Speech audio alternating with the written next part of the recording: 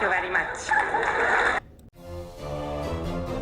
Kaufman is alive. I look at comic books new and old. Today I'm looking at a new comic book, Gwenpool number 2 by Marvel Comics. This was a $3.99 book. And I'm not a big fan of Gwenpool or anything. I've never read any Gwenpool comics until this series here. I did do a review of the first issue, so go check that out if you haven't yet. And it really surprised me. I really like that issue. I like this concept and what they're doing here in this series. It seems like they're kind of rebooting Gwenpool. They're creating this new, deadlier Gwenpool here, who I think has a better costume, a more intense look. She's not as goofy as this original Gwenpool character. We got a cover here. This is by Chad Hardin and Edgar Delgado doing the colors on here. Not a real big fan of this cover. The drawing's okay, but it's kind of like PG Marvel, it feels like. She's stabbing her right through her body there, but there's no blood. It's just a very clean cut there.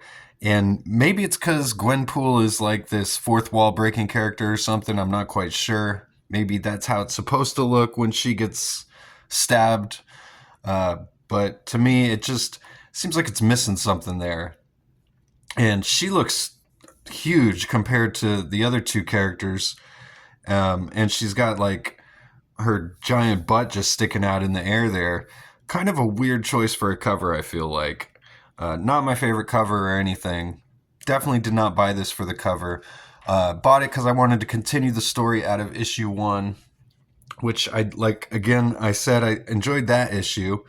So this one starts out pretty cool too. We've got this first opening splash page with Spider-Man holding Gwen Stacy at the moment of her death here, and it's got this like throwback coloring to it. It's got like the dotted Zipatone coloring to it, as you might be able to tell there.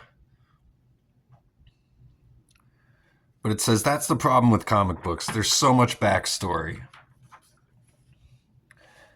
It says specifically when it comes to these two, Gwen Stacy and Spider-Man. We got Kate Bishop here as well, and the original Gwenpool.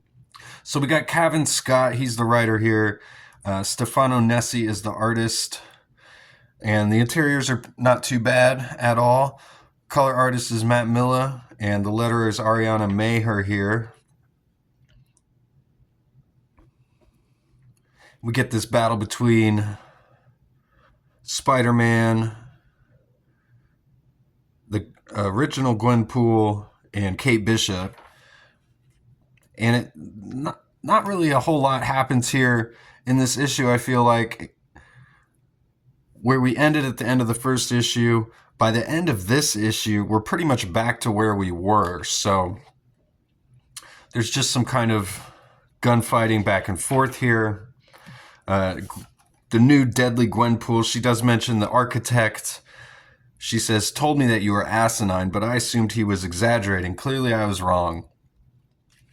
So, and this new Gwen Stacy is supposed to be the original Gwen Stacy. Apparently not a clone or anything, although we'll see about that.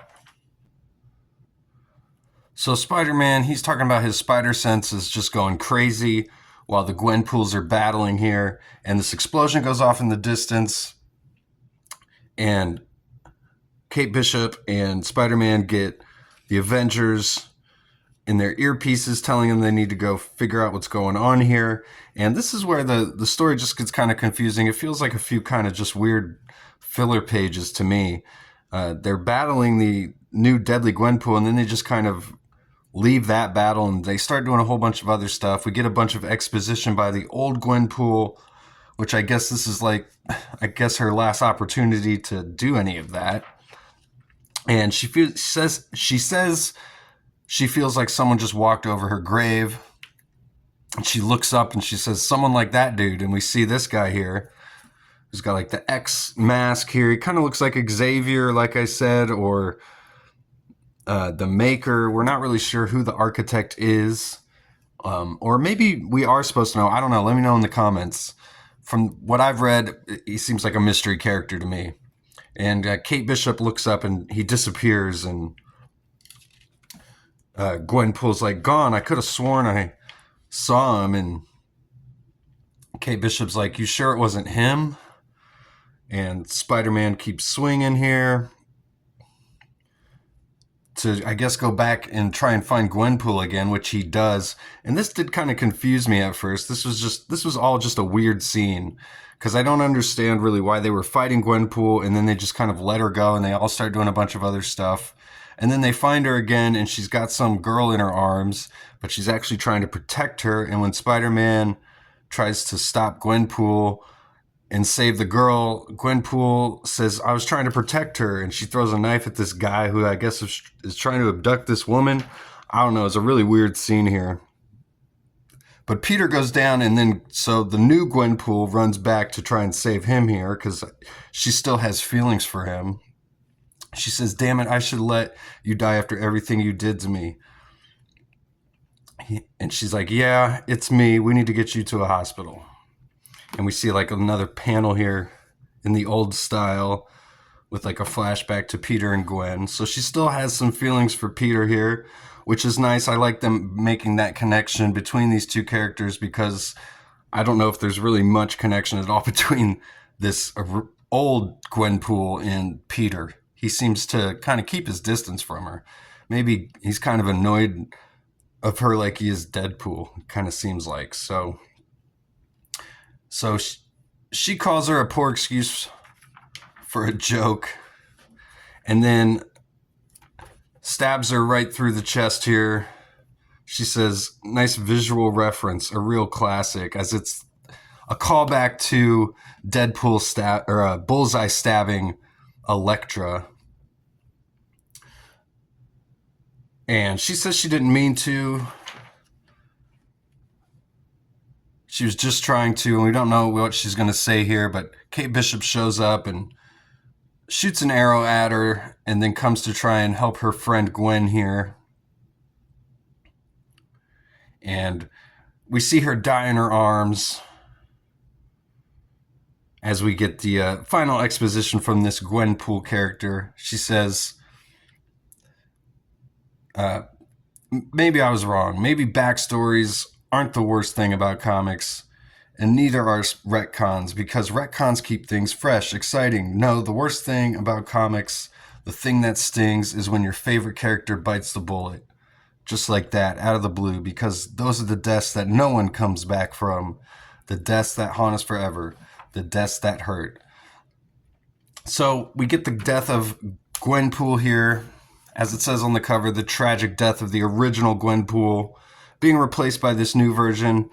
And I do like the new version, like I said. I don't like this panda eye mask on the original Gwenpool. I never had any personal connection to her at all, but I do like this new version. She just seems a little bit more badass, and she's apparently the original Gwenpool, the original Gwen Stacy. She's not from some alternate universe and can break the fourth wall and is super overpowered. So she's kind of depowered, and I like that. And we see that she still has a connection to Peter. So she seems like a character that they could actually use in other Marvel comics as like as a real character, instead of just this cartoon bunny rabbit, Bugs Bunny type character that the original Gwenpool was. So not a great issue or anything. Like I said, the middle portion of the issue was really confusing and felt like a bunch of filler. But I liked the overall story of this, and again, I didn't really like this cover either. So I might stick around for issue 3. We'll kind of see where this goes. I think this is a 5-issue miniseries, so we'll check out issue 3, I think, and then kind of go from there. Not really sure where else this story has to go, to be honest with you. I guess we're just going to set up what's next for this new Gwenpool. And hopefully we've seen the last of the original Gwenpool. Let me know in the comments what you think. Were you a fan of the original? Do you like this new version? Have you read this issue at all? Did I miss anything? Let me know in the comments. And please like the video and subscribe. Get notifications turned on so you know when I post those daily comic book videos. And I will see you guys later. Go read comics.